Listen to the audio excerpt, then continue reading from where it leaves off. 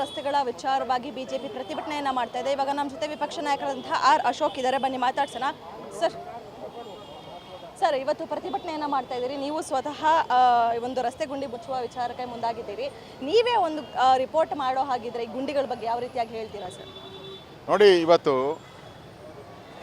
ರಸ್ತೆಗಳಲ್ಲಿ ಗುಂಡಿ ಬಿದ್ದಿದೆಯೋ, ಗುಂಡಿಗಳಲ್ಲಿ ರಸ್ತೆ ಇದೆಯೋ ಅರ್ಥ ಆಗ್ತಾ ಇಲ್ಲ. ಆ ಪರಿಸ್ಥಿತಿ ಇವತ್ತು ಇಡೀ ಬೆಂಗಳೂರಲ್ಲಿ ನಾವು ನೋಡ್ತಾ ಇದ್ದೀವಿ. ಪಾಟ್ ಹೋಲ್ ಅಲ್ಲ ಇದು, ರೋಡೇ ಹೋಲ್ ಬಿದ್ದುಬಿಟ್ಟಿದೆ, ರೋಡೇ ಹಾಳಾಗ್ಬಿಟ್ಟಿದೆ. ಇದಕ್ಕೆ ಕಾರಣ ಏನು? 2.5 ವರ್ಷದಿಂದ ನೀವು ಆಸ್ಫಾಲ್ಟೇ ಮಾಡಿಲ್ಲ, ಡಾಂಬರೀಕರಣ ಮಾಡಿಲ್ಲ. 2.5 ವರ್ಷದಿಂದ ರೋಡ್ಗಳಿಗೆ ನೀವು ಡಾಂಬರೀಕರಣ ಮಾಡಿದರೆ ಈ ಸಮಸ್ಯೆನೇ ಬರ್ತಾ ಇರಲ್ಲ. ಅದರಿಂದ ಇವತ್ತು ಇದಕ್ಕೆಲ್ಲ ನೇರ ಕಾರಣ ನಿಮ್ಮಲ್ಲಿ ಹಣ ಇಲ್ಲ. ರಾಜ್ಯ ಸರ್ಕಾರ ಪಾಪರ ಹುಟ್ಟಿದೆ, ದುಡ್ಡಿಲ್ಲ. ಆ ದುಡ್ಡಿಲ್ಲದೆ ಇರೋದ್ರಿಂದ ನೀವು ರಸ್ತೆಗಳಿಗೆ ಡಾಂಬರೀಕರಣ ಮಾಡೋಕ್ಕೆ ಹಣ ಇಲ್ಲ ನಿಮ್ಮಲ್ಲಿ.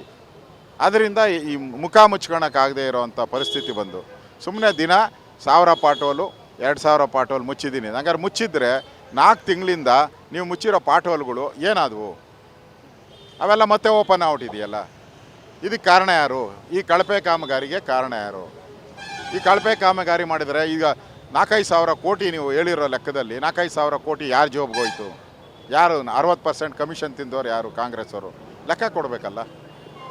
ಅದು ಇವತ್ತು ರಾಜ್ಯದ ಜನ, ಬೆಂಗಳೂರು ಜನ ಶಾಪ ಆಗ್ತಾಯಿದ್ದಾರೆ.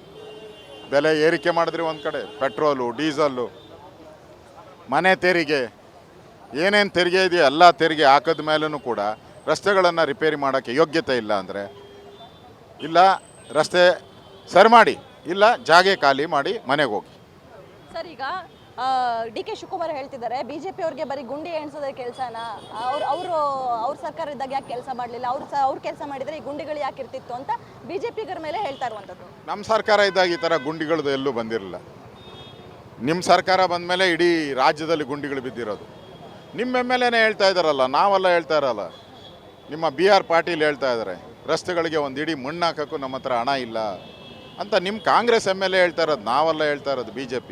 ಅವ್ರಿಗೆ ಉತ್ತರ ಕೊಡಿ, ನಮಗೇನು ಉತ್ತರ ಕೊಡ್ತೀರಾ? BJPಗೆಲ್ಲ ಉತ್ತರ ಕೊಡಬೇಕು. ನಿಮ್ಮ MLAಗಳು ಒಂದು ಮಣ್ಣು ಹಾಕೋಕ್ಕೂ ನಿಮ್ಮ ಹತ್ರ ಹಣ ಇಲ್ಲ ಅಂತ ಕಾಂಗ್ರೆಸ್ MLA ಕೇಳ್ತಾ ಇದ್ದಾರೆ. ಅವ್ರಿಗೆ ಉತ್ತರ ಕೊಡಿ, ಜನಗಳಿಗೆ ಉತ್ತರ ಕೊಡಿ. BJPಗಲ್ಲ, ಜನಕ್ಕೆ ಉತ್ತರ ಕೊಡಿ ಅನ್ನೋ ಮಾತನ್ನೇ ಹೇಳ್ತಾ ಇದ್ದೀನಿ. ಸರ್, ಏನೋ ಡಿ ಕೆ ಶಿವಕುಮಾರ್ ಅವ್ರು ಹೇಳ್ತಾ ಇರುವಂಥದ್ದು, ನಾನು ದೆಹಲಿಗೆ ಹೋಗಿ ನೋಡಿದ್ದೀನಿ, ಅಲ್ಲಿ ಪ್ರಧಾನಿ ಅವರು ಓಡಾಡುವಂತಹ ಜಾಗನೇ ಸರಿ ಇಲ್ಲ, ಅವ್ರ ಮನೆ ಮುಂದೆನೇ ಗುಂಡಿಗಳಿದೆ ಅಂತ ಡಿ ಕೆ ಶಿವಕುಮಾರ್ ಅವ್ರು ಹೇಳ್ತಾ ಇದ್ದಾರೆ. ಅದಕ್ಕೆ ಡಿ ಕೆ ಶಿವಕುಮಾರ್ ಬೆಂಗಳೂರಿಗೆ ಇನ್ಚಾರ್ಜ್ ಮಿನಿಸ್ಟ್ರು, ಡೆಲ್ಲಿಗೋ, ನ್ಯೂಯಾರ್ಕೋ, ಲಂಡನ್ಗೋ ಎಲ್ಲಿ ಅಂತ ಅವರು ಕ್ಲಾರಿಫೈ ಮಾಡಿಬಿಡ್ಲಿ. ಆಮೇಲೆ ಇನ್ಮೇಲೆ ಅವ್ರದ್ದೆಲ್ಲ ಡೆಲ್ಲಿದೇ ಪ್ರಶ್ನೆ ನಾವು ಕೇಳ್ತೀರಿ, ಇನ್ಮೇಲೆ ನ್ಯೂಯಾರ್ಕ್ ಪ್ರಶ್ನೆನೇ ನಾವು ಕೇಳ್ತೀರಿ, ಬೆಂಗಳೂರು ಕೇಳಲ್ಲ. ನಾವು ಬೆಂಗಳೂರು ಇನ್ಚಾರ್ಜ್ ಅಂದ್ಬಿಟ್ಟು ಬೆಂಗಳೂರು ಅವ್ರನ್ನ ಕೇಳಿದ್ದೀರಿ ಅಷ್ಟೇ ನಾವು. ಸರ್, ಕೊನೆಯ ಪ್ರಶ್ನೆ, ನವೆಂಬರ್ ಅಂತ್ಯದೊಳಗೆ ಇದನ್ನೆಲ್ಲ ಗುಂಡಿಗಳನ್ನು ಮುಚ್ಚುವಂತಹ ಕಾರ್ಯ ಆಗುತ್ತೆ ಅನ್ನುವಂತಹ ಭರವಸೆಯನ್ನು ನೀಡಿದ್ದಾರೆ.